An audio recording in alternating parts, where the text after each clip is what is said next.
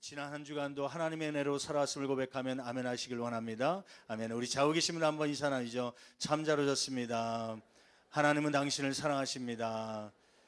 하나님은 당신의 편이십니다. 할렐루야. 아멘. 한국의 전국교회가 4월달 5월달 되면요 꼭 구경 가는 사람들 때문에 주일날 10% 20% 빈다고 그래요.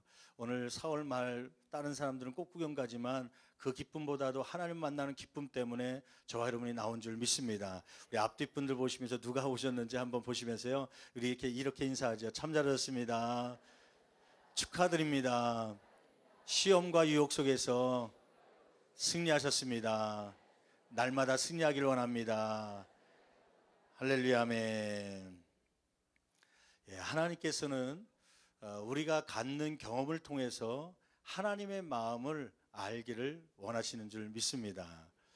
애들을 키우다 보면 또 집사님, 권사님들 만나면 애를 키우면서 그런 얘기를 해요. 목사님, 하여튼 애들이 얼마나 속을 썩이는지 딸이 그냥 하나 있는데 그 딸이 너무 마음을 아프게 갖고 속으로 그랬다는 거예요. 너도 빨리 결혼해서 누구를 낳아봐라.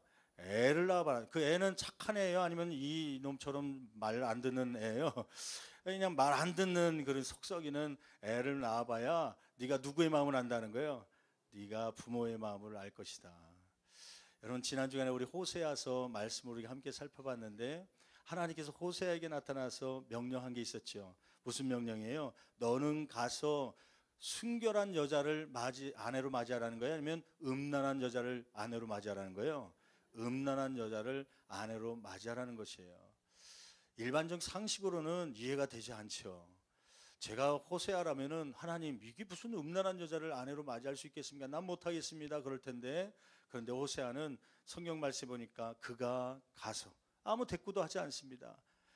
뭔지 이해는 되진 않지만 순종이란 뭐냐면 일단 행하고 보면 나중에 이해되는 것이죠. 우리는 순종이라는 것이 어떤 것이 순종이라고 생각하냐면 이해돼야 행하는 것으로 생각합니다. 그런데 하나님께서 원하시는 순종은 행하고 나면 왜 하나님께서 그것을 행하려는지 이해가 되는 것이죠. 호세아에게 왜 음란한 여자를 아내로 맞이하라고 하는 것이에요? 지금 이스라엘 백성들의 상태가 어떤 상태라는 거예요? 이런 음란한 여자 고멜처럼 이 영적으로 음란한 생활을 하고 있다는 것을 가르쳐주고, 그 음란한 여인을 보면서 안타까움에 어려운 신앙 고난을 겪고 있는 이 호세아의 마음, 그러면서 누구의 마음을 알게 하려고 하는 것이에요? 하나님의 마음. 얼마나 이스라엘 백성들을 보면서 안타까운 마음을 갖고 있는지, 또 슬픔을 갖고 있는지에 대한 그러한 마음을 호세아가 알기를 원하는 것이죠. 여러분, 우리가 음란한 여인을 아내로 맞이하지 않았지만 그러나 이 시간에 호세아 말씀을 통하여 주시는 하나님의 마음이 저와 여러분 가운데 있기를 간절히 축원합니다. 오늘 말씀 가운데 보면 그러면서 하나님은 이제는 너희가 내 백성이 아니다. 그리고 너희에게 긍휼을 베푸지 않을 것이다. 나는 더 이상 너희의 하나님이 되지 않을 것이다. 선포했던 하나님이 오늘 갑자기 10절 말씀에 나는 너희에게 이러한 약속을 주겠다고 회복의 약속을 주십니다. 크게 세 가지의 약속인데 어떠한 약속들입니까? 오늘 그러한 구체적인 회복의 약속을 살펴보면서 우리가 피차 은혜 받는 귀한 시간 되기를 간절히 축원합니다. 첫째, 회복의 약속 10절 말씀 상반절 말씀 보니까 첫 번째는 뭐냐면 이스라엘 자손의 수가 바닷가의 모래같이 번성하게 될 것이라고 하는 약속이죠. 한번 10절 상반절 말씀 같이 한 목소리로 봉독합니다. 그러나 이스라엘 자손의 수가 바닷가의 모래같이 되어서 헤아릴 수도 없고 셀 수도 없을 것이며, 창세기 22장 17절 말씀에 아브라함에게 약속했던 그 말씀을 다시 한번 상기시키면서요, 이스라엘 백성들을 모래수같이 바닷가에 있는 모래알처럼 많게 해주시겠다. 실제적으로 이 호세아 시대에 이 이스라엘 백성, 북이스라엘 사람들은요 얼마 되지 않았습니다. 역사가들의 통계를 보니까 그 당시에 세금을 낼 수 있는 사람은 불과 몇만 명에 불과하다는 것이에요. 군인들이 있는데 군인들이 몇만 명이냐면 1만 명도 채 안 되는 그러한 인구로 얘기한다면 적은 인구가 있었다는 것이죠. 우리나라만 해도 지금 군인들이 몇 명 있다는 거예요. 정규 군인만 60만 명 있다고 그러지 않습니까? 그런데 이 이스라엘의 군인들이요 1만 명밖에 되지 않는, 그 군인을 적게 모집한 게 아니라 인구가 그렇게 많지 않기 때문에요. 하나님은 뭐라고 회복의 약속을 시하면 이 이스라엘 백성은 너희들을 바닷가의 모래알 수처럼 많게 하시겠다. 이 이스라엘이라고 하는 것은 육적인 이스라엘도 되지만 그러나 영적인 이스라엘이죠. 예수 그리스도를 마음 가운데 모신 그러한 사람들은 아브라함의 자손이요 영적인 이스라엘이 되는 줄 믿습니다. 오늘날 이렇게 예수 그리스도를 마음 가운데 모신 기독교인들이 60억 인구라면 20억 이상이 3분의 1 이상이 이 예수 그리스도를 마음 가운데 모신 예수 그리스도를 구원자로 모신 그러한 이 영적 이스라엘이 됐다고 하는 것 아닙니까? 여러분 이렇게 하나님의 약속의 말씀들이 이러한 이스라엘을 통하여서 이루어지는 줄 믿습니다. 두 번째 약속은 뭐냐면요, 두 번째 약속은 내 백성이 아니라 했던 이스라엘에게 다시 너희들은 살아계신 하나님의 아들로 인정받게 된다고 하는 것이죠.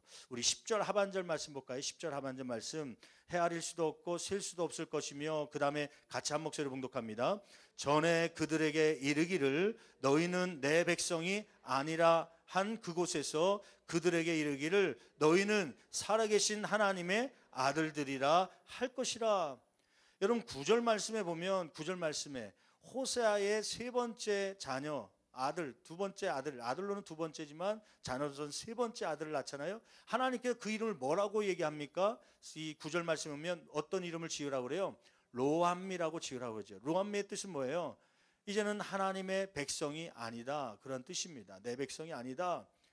암미는 내 백성이다라는 뜻인데 부정형을 넣어서 로라는 것을 넣어서 아니다, 내 백성이 아니다.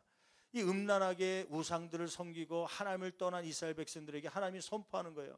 너희들은 이제 내 백성이 아니다. 나는 너희 하나님이 되지 않을 것이다. 그렇게 선포한 것이죠. 그런데 오늘 말씀 가운데 약속은 10절 하반절 말씀은 이 이스라엘 백성들 하여금 다시 살아계신 하나님의 아들들이 되게 하시겠다고 하는 그 약속인 줄 믿습니다. 여러분 하나님은 어떤 분이신가? 하나님은 우리를 그냥 채찍질로 끝나는 것이 아니라 다시 아들로 삼아주시길 원하시는 그러한 분인 줄 믿습니다. 여러분 저는 이 말씀을 보면서요, 요한복음 21장 말씀이 생각나더라고요. 지금 이제 주님이 부활하시고 또 승천하시기 전까지 40일 동안의 행적이 있었던 2000년 전에 그 시기를 지나고 있는데, 예수님이 부활하신 후에요, 그 부활하신 예수님을 누가 발견하냐면 제자들이 만나지요. 베드로가 만나기도 하고 제자들이 만나기도 하지요. 그런데 베드로, 수제자였던 베드로가 어떻게 합니까? 요한복음 21장 말씀 보면요, 그는 이 부활하신 주님을 만나고 부활의 증인되기 위해서 복음을 증거자가 되지 아니하고 오히려 제자들을 선동해 갖고 그 태어났던 자랐던 갈릴리 호숫가에 가서 고기를 잡는 일에 갑니다. 얘들아, 나 고기 잡으러 갈 텐데 너희들 가운데 같이 갈 사람 없냐? 6명이요. 아, 나도 갈래요 해갖고 6명이 같이 붙어갖고 베드로를 포함해서 7명의 제자들이 갈릴리 호수로 옛날 지굽을 찾아서 간 겁니다. 열심히 밤이 새도록 그물을 던졌지만은 잡힌 게 있었어요, 없었어요? 아무것도 없었죠. 그럴 때 예수님께서 나타납니다. 처음에는 예수님인지 몰랐죠. 바닷가 저기 육지에서 소리를 칩니다. 얘들아, 너희가 잡은 것이 있냐? 예, 없습니다. 소리치고 났는데 예수님께서 얘기합니다. 그러면 그물을 배 오른편에 던져라. 그 말씀대로 했더니 많은 고기가, 밤새도록 잡았는데 아무것도 잡지 못했던 이 베드로와 제자들이 많은 고기를 잡습니다.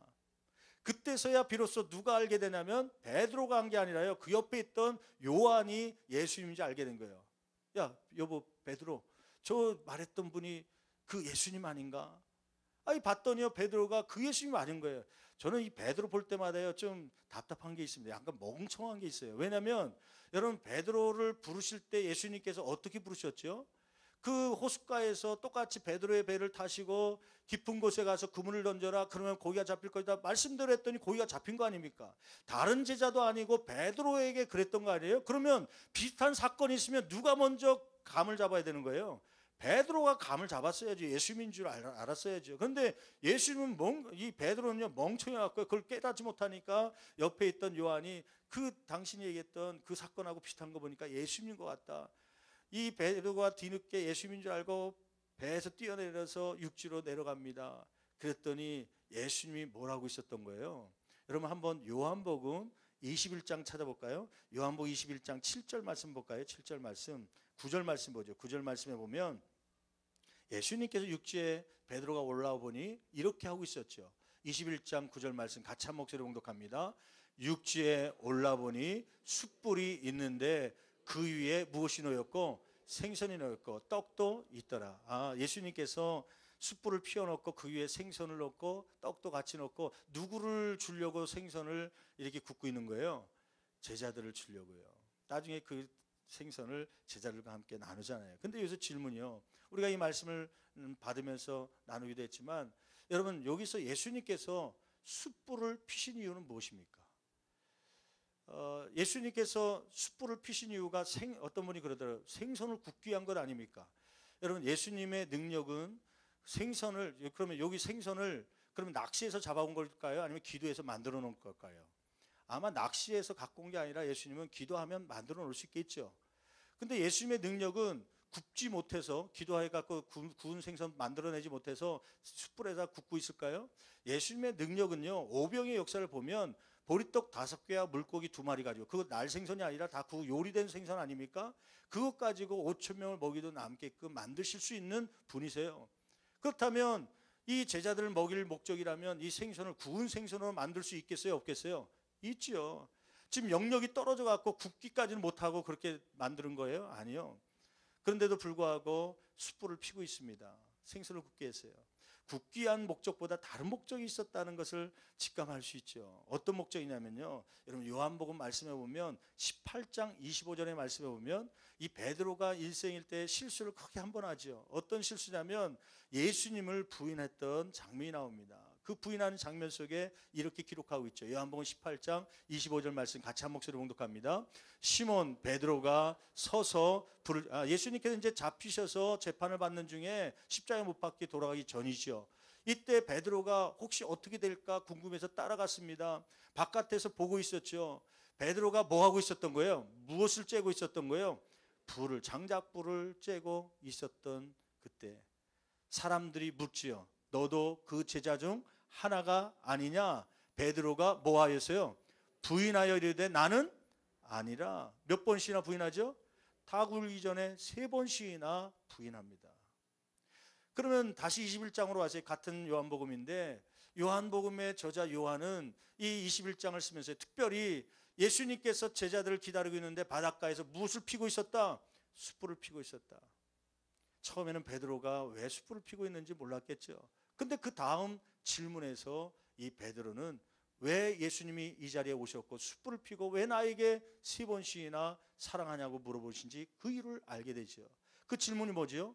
시몬의 아들이 아니죠. 요한의 아들 시몬아, 네가 나를 사랑하느냐?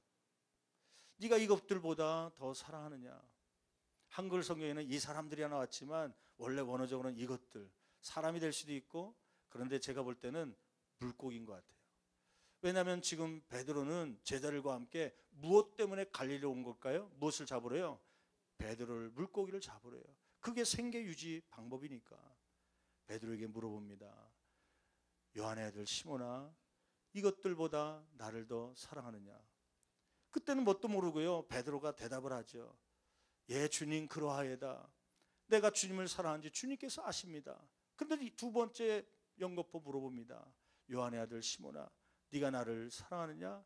주님 그러합니다. 내가 주님을 사랑하는지 주님께서 아십니다. 근데 3번째 물어보죠. 3번째 똑같이 물어볼 때 베드로의 대답이 달라지기 시작합니다. 태도가 달라지죠. 어떻게 달라집니까? 한번 요한복음 21장 17절 볼까요? 17절 우리 같이 한 목소리로 봉독합니다.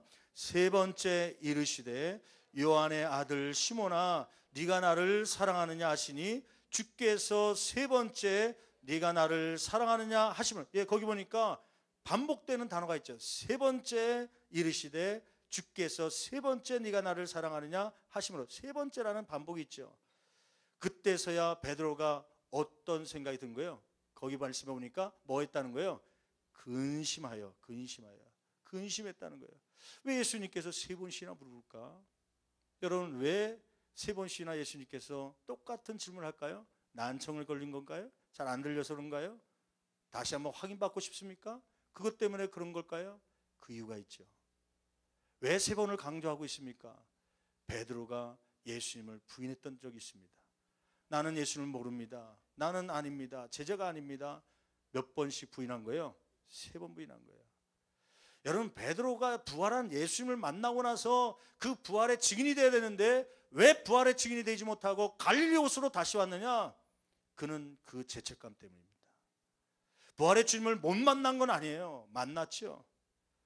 그런데 과거에 나는 주님을 부인하지 않겠다고 혼장담하던 그 말대로 이루지 못하고 부인했던, 3번 부인했던, 내가 이러한 모습인데 예수님이 나를 인정할까? 예수님이 나를 여전히 사랑할까? 나 같은 사람을 하나님 예수님께서는 사용하실까? 아닐 거야, 아닐 거야. 그러면서 옛날 집으로 돌아온 이 베드로에게 예수님은 그것을 회복시키기 위해서요.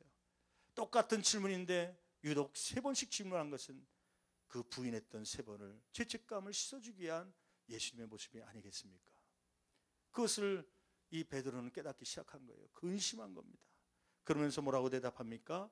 이르되 주님 모든 것을 뭐 하심에? 아시오매. 저는 유독 어저께 저녁에 이 말씀을 묵상하는데요, 이 말씀이 막 눈에 확 들어오더라고요. 근심하여 이르되 주님 모든 것을 아시오매. 내가 주님을 사랑한 줄을 주님께서 아시나이다. 그 전까지는 자기가 부인한 걸 누가 모른다고 생각했어요. 주님께서 모를 거야. 나 혼자만의 생각이고 나 혼자만의 실수였음을 그는 생각했겠죠. 그런데 3번씩이나 연거푸 물어보는 예수님의 질문에 그는 근심에 빠졌습니다. 예수님이 아시는가? 왜 3번씩이나 물어보시지? 3번씩이나 부인했던 그것을 가지고 나한테 얘기하려고 하시는 건가? 그러면서 주님 앞에 고백은 주님 모든 것을 주님께서 하십니다. 그 모든 것 안에는 무엇까지 아시는 분이에요? 베드로가 3번씩이나 부인한 것까지요. 여러분, 예수님은 누구십니까? 실패한 인생을 그냥 내버려두지 아니하시고요, 다시 회복시켜 주시기를 원하시는 주님인 줄 믿습니다. 여러분, 이 이스라엘 백성들에게 하나님께 나타나서 말씀하는 건 뭐예요? 과거에는 음란한 죄를 통하여서 이제는 나는 너희를 내 백성으로 여기지 않겠다, 나는 너희의 하나님이 되지 않겠다 선포했던 하나님께서 다시 한번 주님께서 이스라엘 백성에 나타나서 호세아에게 말씀하는 거 아닙니까? 살아계신 하나님의 아들들이 될 것이다. 여러분, 하나님의 마음은 채찍의 목적이 있는 것이 아니라 그 채찍을 통하여 다시 회복하기를 원하시는 하나님의 마음인 줄 믿습니다. 여러분, 주님께서 약속하신 3번째 약속이 있죠. 그것은 뭐냐면 11절 말씀 보니까 흩으셨던 백성들을 함께 모여 한 우두머리를 세우게 될 것이라고 하는 약속이죠. 11절 호세아 말씀으로 다시 들어가세요. 1장 11절 말씀 같이 한 목소리 봉독합니다. 이에 유다 자손과 이스라엘 자손이 함께 뭐 했어요? 모여서. 여러분, 그 당시에 그 지난 역사를 잠깐 얘기했잖아요. 그 당시에는 북쪽과 남쪽으로 이스라엘이 나눠져 있었습니다. 38선이 거져 있죠. 북쪽은 북이스라엘이라고 하고 남쪽은 남유다라고 얘기합니다. 북이스라엘과 남유다는 서로 총은 없었겠지만 창과 활을 던지면서요 싸웠던 그러한 민족 전쟁이 있었던 그러한 사람들이죠. 같이 할 수 없었던, 그래서 갈라져 있는. 근데 하나님은 어떤 회복을 말씀하시면 일치될 것이다. 어떤 일치요? 이 11절 말씀 보니까 유다 자손과 남유다를 얘기하는 것이죠. 이스라엘 자손, 북이스라엘 얘기하는 것이죠. 두 자손들이 함께 뭐 한다는 거예요? 모이게 될 것이다. 분열이 치유되고 그리고 한 우두머리를 세울 것이다. 한 우두머리는 지금은 양쪽에 지도자가 있지만 한 지도자를 섬기게 될 것이다. 한 나라로 다시 회복시킬 것이라고 하는 그러한 약속의 말씀이죠. 이렇게 3번째는 흩으셨던 백성들을 함께 모여서 한 지도자를 섬기게 될 것이다. 육으로는 나라가 하나가 되는 것이지만 영적으로는요, 이제는 이 왕이 아니라 이 우두머리라는 히브리 원어를 보니까 이 멜렉이라고 하는 왕의 단어를 쓴 게 아니라 지도자라는 뜻을 갖고 있는 단어를 사용합니다. 그거는 뭐냐면 이제는 왕으로 하나가 되는 것이 아니라 한 지도자가 나타날 텐데 그 지도자를 통해서 하나 일치가 될 것이다. 곧 예수 그리스도를 구속사적으로 의미하는 것이죠. 예수 그리스도를 통하여 이제는 유대인과 유대인뿐만 아니라 유대인과 이방인들이 세계 모든 사람들이 하나가 되게 될 것이다. 이 회복의 약속인 줄 믿습니다. 저는 오늘 말씀을 통하여서 은혜 받았던 단어가 하나 있었습니다. 그것은 뭐냐면 10절 하반절 말씀에 있는 맨 마지막 부분에 있는 앞으로 너희가 내 백성이 아니라 한 그곳에서 그들에게 이르기를 너희는 살아계신 하나님의 아들들이라 할 것이라. 여러분, 저는 이 살아계신 하나님의 아들들이라는 낱말에 동그라미 쳤습니다.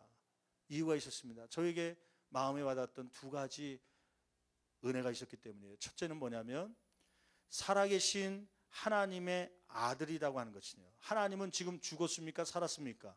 살아계신 분이라는 거예요. 우상들은 죽어 있지만 하나님은 살아계시다는 거예요. 살아있다고 하는 것은 약속을 이루실 수 있는 분이라는 사실입니다. 여러분, 이렇게 이스라엘 백성들에게 살아계신 아들들이다. 여러분, 하나님이 살아계시고 우리는 그의 아들들이니 자녀들의 소원을 응답해 주시지 않겠습니까? 저는 이 단어를 보면서요, 나의 소원과 요청을 응답하실 하나님, 그 하나님은 먼 옆에 있는 아저씨가 아니라 나의 아버지 되시는, 나는 그분의 아들 되기 때문에 무엇인지 요청하고 간구하면 응답하실 분이라는 것을 믿고 너무 가슴이 뜨거워지기 시작했습니다.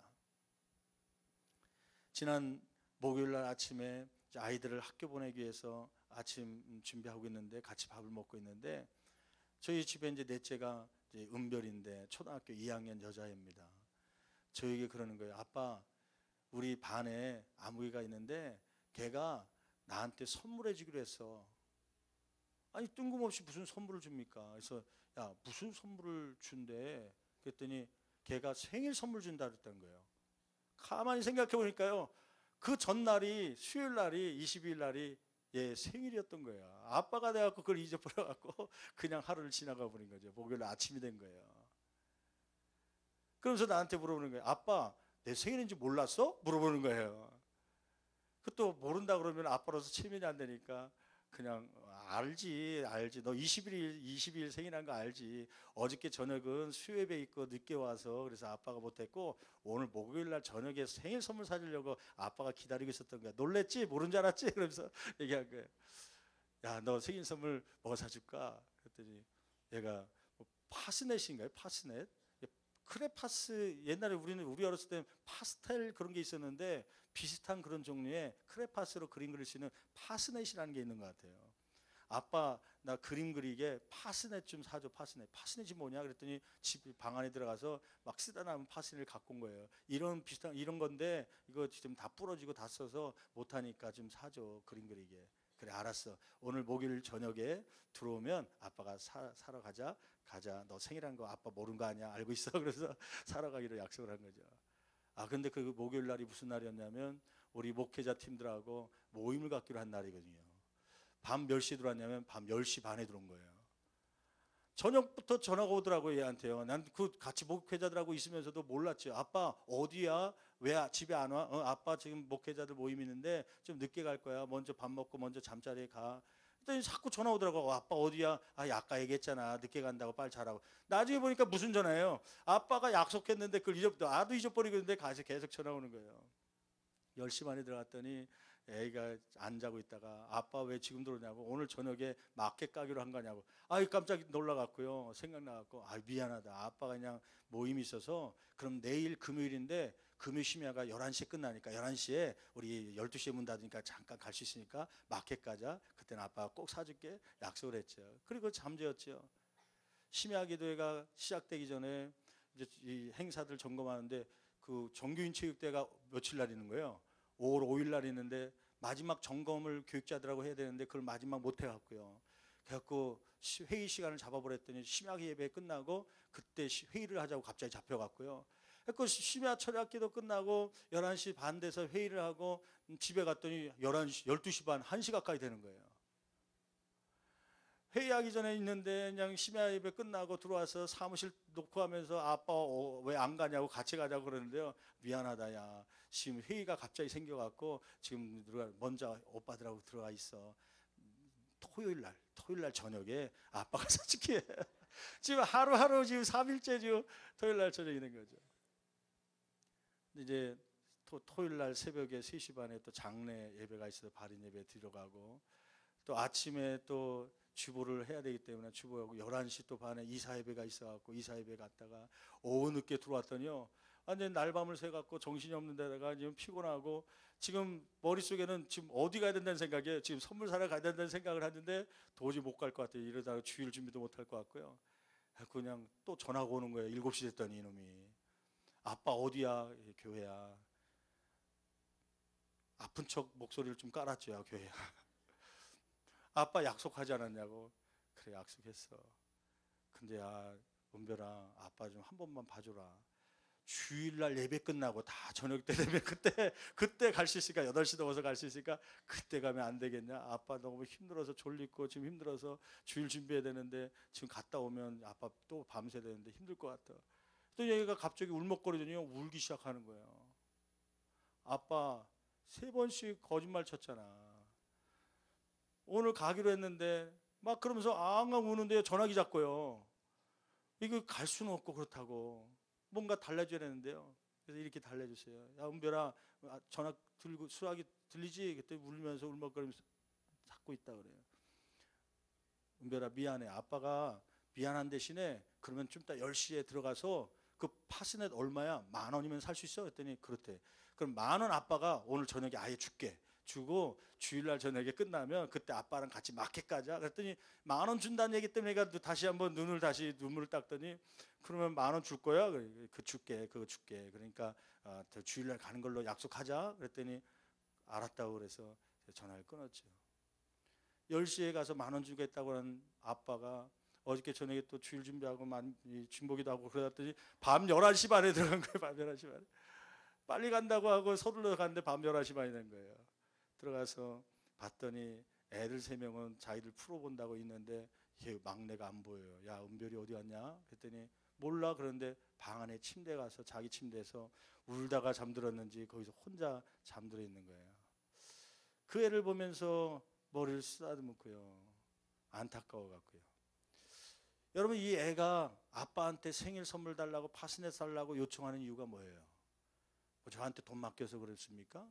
단 하나 이유 때문에 그렇지 않습니까? 그 아이는 아빠에게 있어서 누구기 때문에 그래요? 딸이기 때문입니다. 옆집 애가 와서 나한테 갑자기 파스넷 사달라고 그러면 얘 제정신인가 하고 밀치겠죠. 여러분, 하나님은 누구신가? 오늘 말씀 가운데 보니까 살아계신 하나님의 아들들이 될 것이다. 너희들은 나의 아들들이다, 딸이다 얘기하는 것이죠. 아들이 되었고 딸이 되었다고 하는 것은요, 얼마든지 아버지께 요구할 수 있는 자격 조건이 있는 것입니다. 무엇인지 필요한 것을 요청할 수 있는 자격 조건이 있는 것입니다.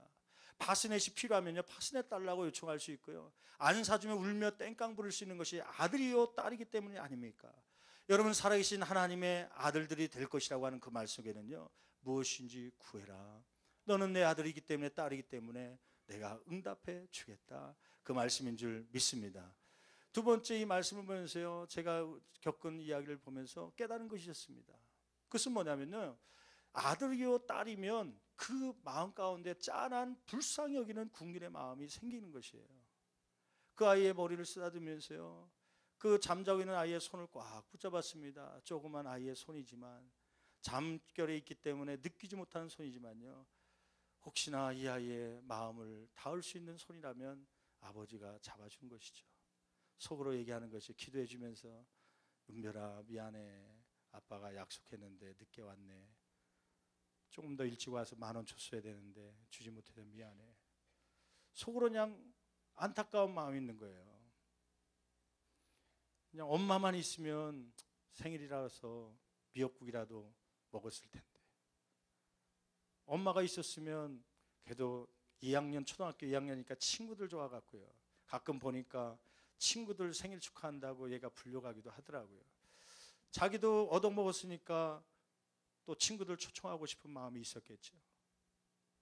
엄마가 있었으면 피자도 좀 시키고 떡볶이도 만들어서 좀 해줬을 텐데, 아빠가 뭘 그걸 할 줄 압니까? 미안하다.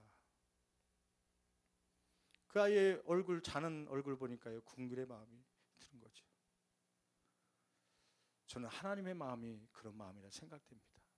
오늘 주일날 주님 앞에 나오며 지난 한 주간의 삶 가운데요, 때로는 인생의 짐이라는 게 있어갖고요, 이 짐이라고 하는 것은 가벼우면 좋은데요, 내가 감당할 수 없기 때문에 무거운 거 아닙니까? 그래서 짐이라고 얘기하는 건 아닙니까? 때로는 물질이 짐이 되기도 하고요. 그게 물질이 많아서 무거우면 좋겠는데 물질이 없으면 그게 무거운 짐이 되더라고요. 때로는 남편이 하나 있는데 그 남편이 아파갖고요. 그 남편을 그냥 장애 있는 남편을 보살펴 주냐고요. 때로는 부모가 있는데 거동을 못하고 누워 계시는 부모님이 짐이 되기도 하고요.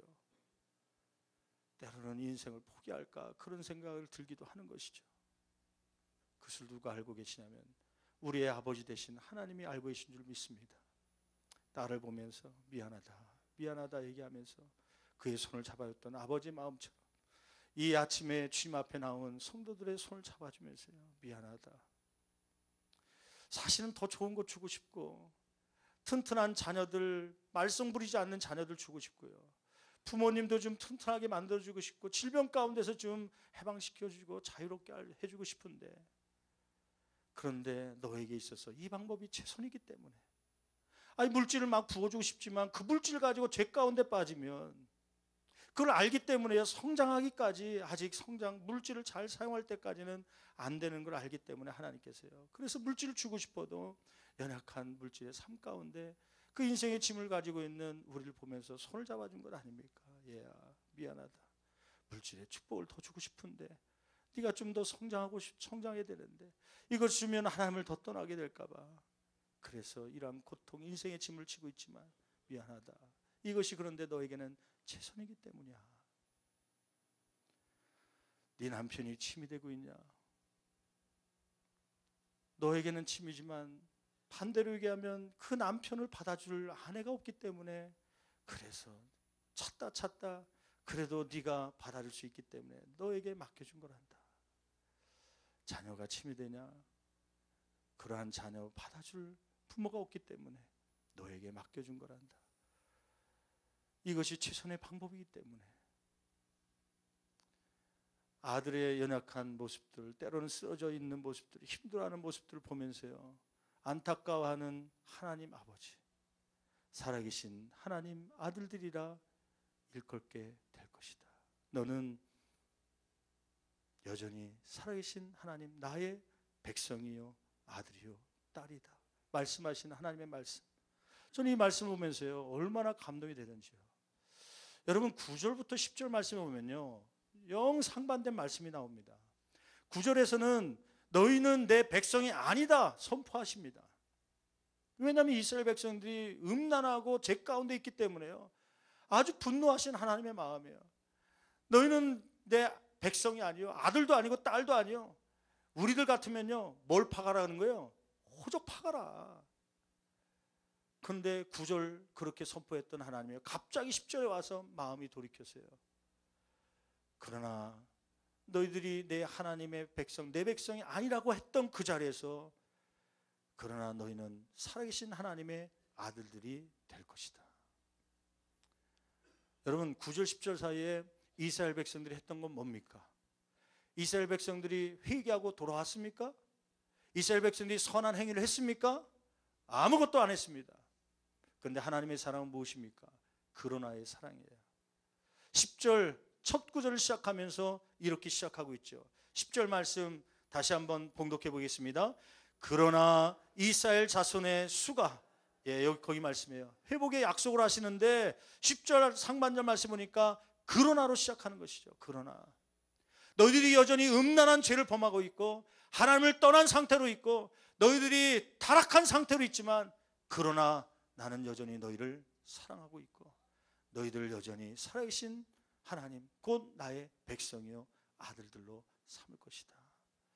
여러분 오늘도 여러 가지 수고의 짐을 가지고 왔습니까?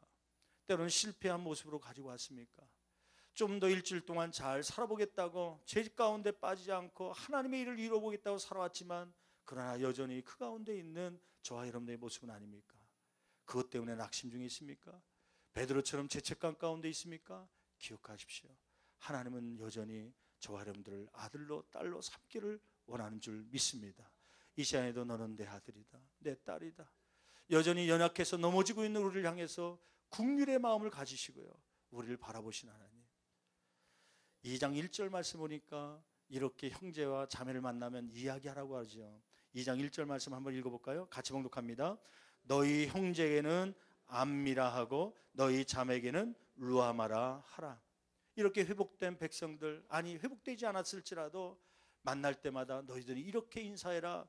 형제들을 만나면 뭐라고 그러는가요? 암미의 뜻이 뭐냐면 내 백성이라. 내 백성이라는 뜻이래요.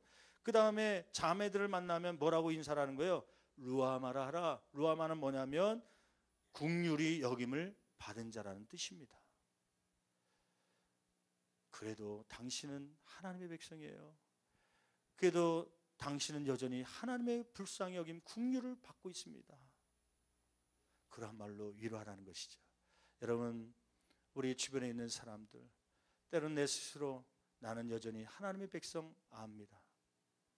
때로는 하나님의 긍휼을 받고 있는 루아마라. 그렇게 마음 가운데 위로하고 살아갈 수 있는 저와 여러분 되기를 간절히 축원합니다.